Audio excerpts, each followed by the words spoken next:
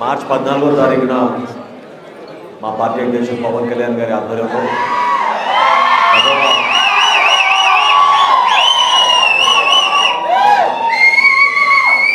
Janasena party 10వ ఆవిర్భావ ఒక అద్భుతమైన ప్రదేశంలో ప్రజలందరికీ అంకిత భావంతో రాష్ట్ర భవిష్యత్తు దృష్టిలో పెట్టుకొని మన బిడ్డలకి ఎటువంటి అవకాశాల భవిష్యత్తులో పాలకులుగా మనం చేయాలి, ఏ విధంగా ఒక బాధ్యత గల ప్రతిపక్ష పార్టీగా జనసేన పార్టీ ఈ 9 సంవత్సరాలు ప్రజల పక్షాన్ని నిలబడి పోరాడి వాటిని పరిష్కరించే విధంగా పవన్ కళ్యాణ్ గారు నిలబడ్డారు. అనేక సందర్భాల్లో రైతాంగం తరఫున, మహిళల తరఫున, యువత తరఫున ప్రత్యేకంగా ఈ ప్రాంతాల్లో నివార్ తుఫాన్ వచ్చినప్పుడు పవన్ కళ్యాణ్ గారు పర్యటించినప్పుడు ఇక్కడ ఎంతోమంది మహిళలు, రైతులు ఈ ప్రాంతంలో జనసేన పార్టీ నుంచి ఒక చక్కటి సభ ఏర్పాటు చేసి పార్టీ బలోపేతం కోసం మరింతగా కృషి చేయాలని వాళ్ళందరూ కూడా ఆయన ఆ రోజు కలిసి కోరారు.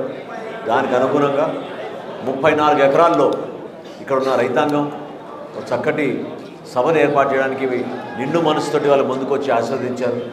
మా నాయకులందరూ కూడా వివిధ కమిటీలు ఏర్పాటు చేస్తున్నాం. ఇవాళ ఈరోజు కృష్ణా జిల్లా జనసేన పార్టీ విస్తృత స్థాయి సమావేశం, ఇందులో అందరికీ కూడా బాధ్యతలు అప్పచెప్పి ప్రతి నియోజకవర్గం నుంచి ఏ విధంగా మా జన సైనికులు వీర మహిళలు వస్తున్నారు వాళ్ళందరూ కూడా స్వాగతాలు పలికి ఎక్కడ కూడా సౌకర్యాలలో లోటు లేకుండా అందరినీ కూడా సురక్షితంగా వాళ్ళ ఇంటికి తిరిగి వెళ్ళే విధంగా మేము అన్ని విధాలుగా ఏర్పాట్లు చేస్తున్నాం.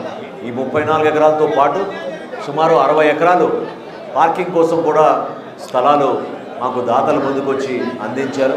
కాబట్టి రాష్ట్ర చరిత్రలో కనివిని రీతిలో ఒక రాజకీయ వేదికని రాష్ట్ర ప్రజలకు అంకితం చేసి సుమారు 5 లక్షల జనాభా ఈ సభకు హాజరయ్యే విధంగా పవన్ కళ్యాణ్ గారు వారాహి వాహనం మీదుగా ఆ రోజు మధ్యాహ్నం 2ంటికి ప్రారంభమై మచిలీపట్నం సభా వేదిక దగ్గరికి రాగానే ఇక్కడ 2 ముఖ్యమైన అంశాలు మీ అందరి దృష్టికి తీసుకురావాలి.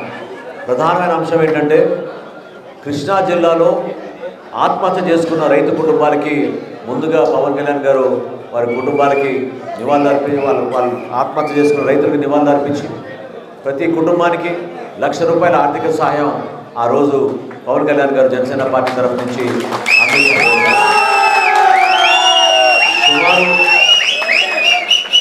జగన్మోహన్ రెడ్డి గారు ముఖ్యమంత్రి అయిన తర్వాత రాష్ట్ర వ్యాప్తంగా సుమారు 3,000 మంది రైతులు ఆత్మహత్య చేసుకున్నారు. అందులో కృష్ణా జిల్లాలో మాకు ఆర్టీఐ సమాచారం ద్వారా జిల్లా ఎస్పీ గారి ద్వారా వచ్చిన సమాచారం మాకు 51 రైతులు కౌలు రైతులు ఆత్మహత్య చేసుకున్నారు. అందులో ఇప్పుడు సర్వే మొదలు పెట్టాము మేము ఆఫీస్ నుంచి. ఎవరికైతే అర్హత ఉందో వాళ్ళందరినీ కూడా ఆహ్వానించి ఆ రోజున స్టేజ్ పైన పవన్ కళ్యాణ్ గారు ప్రతి కుటుంబానికి ధైర్యం నింపే విధంగా వాళ్ళ బిడ్డలకి మంచి చదువు వచ్చే విధంగా ₹1,00,000 ఆర్థిక సహాయం ఆయన చేతుల మీదుగా ఆ రోజు అందించబోతున్నాం. అదేవిధంగా సభలో చేసే ఏర్పాట్లో భాగంగా మొట్టమొదటిసారి మేము క్రియాశీలక సభ్యత్వం చాలా అద్భుతంగా జరిగింది. రాష్ట్ర వ్యాప్తంగా క్రియాశీలక సభ్యత్వంలో కష్టపడి పనిచేసిన వాలంటీర్ని గుర్తించి 25 క్రియాశీలక సభ్యత్వం చేసిన ప్రతి వాలంటీర్కి, అంటే ఇది రాష్ట్ర వ్యాప్తంగా సుమారు 6,000 మంది ఎవరైతే 25 క్రియాశీలక సభ్యత్వం చేశారో వాళ్ళందరికీ కూడా ఆ రోజున ప్రత్యేకంగా స్పెషల్ విఐపి పాస్ ఇవ్వడం జరుగుతుంది. వాళ్ళకు ఒక ప్రత్యేకమైన ప్రాంతాన్ని కూడా ఎంపిక చేసి సభా ప్రాంగణంలో వాళ్ళకి గౌరవం ఇవ్వడం జరుగుతుంది. మహిళలకి ప్రత్యేకమైన స్థానం. అదేవిధంగా పార్టీలో సోషల్ మీడియా మరియు ఐటీ కోఆర్డినేటర్లు ప్రతి జిల్లాలో కూడా పాపం చాలా కష్టపడుతున్నారు. వాళ్ళకు కూడా ప్రత్యేకంగా తెలంగాణ నుంచి, ఆంధ్రప్రదేశ్ నుంచి వాళ్ళందరినీ కూడా ఆహ్వానించి వాళ్ళకు కూడా ప్రత్యేకంగా ఆ రోజున ఈ సభలో వాళ్ళకు స్థానం కల్పించి పాస్లందరినీ కూడా వాళ్ళకి డిస్ట్రిబ్యూట్ చేయడం జరుగుతుంది. సో ఈ విధంగా ఏర్పాట్లు చేసుకుంటూ వెళ్ళబోతున్నాం. ఈ రోజు నుంచి ప్రతిరోజు కూడా ఇక్కడ జరుగుతున్న ఏర్పాట్ల గురించి వివిధ నియోజకవర్గాల్లో ఏ విధంగా మేము సమన్వయకర్తల్ని గుర్తించాం. సభకి ఒక సర్కిల్ లాగా ఉన్న 10 నియోజకవర్గాల్ని గుర్తించి ప్రతి నియోజకవర్గానికి కూడా 2 సమన్వయకర్తల్ని రాష్ట్ర కార్యాలయం నుంచి మేము నియమించాం.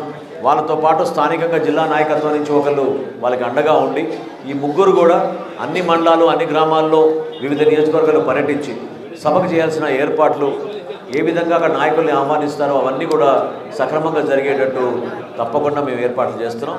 వాస్తవంగా ప్రభుత్వం నుంచి అందాల్సిన సహాయం మద్దతు ఖచ్చితంగా వస్తున్న నమ్మకం మాలో ఉంది. ఎందుకంటే జియో నంబర్ 1 ప్రకారంగా మేము గతంలో శ్రీకాకుళంలో యువశక్తి కార్యక్రమం నిర్వహించాం.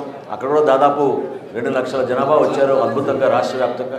ఈ సభకు కూడా అదే విధంగా ఏర్పాట్లు చేసి పోలీస్ శాఖ సూచనల మేరకు అన్ని విధాలుగా ఎక్కడ కూడా ఇబ్బంది లేకుండా వాళ్ళు కోరిన విధంగా కొన్ని మార్పులు అవసరమైతే చేసి బ్యారికేడింగ్ కానివ్వండి, రోడ్లు కానివ్వండి, లైట్లు కానివ్వండి, సౌకర్యాలు కానివ్వండి, అన్నింటినీ కూడా మా టీం అంతా కూడా ఎప్పుడూ సిద్ధంగా ఉన్నారు. పోలీస్ శాఖ వారిని కూడా ఈ సందర్భంగా నేను రిక్వెస్ట్ చేస్తున్నాను, దయచేసి సహకరించండి.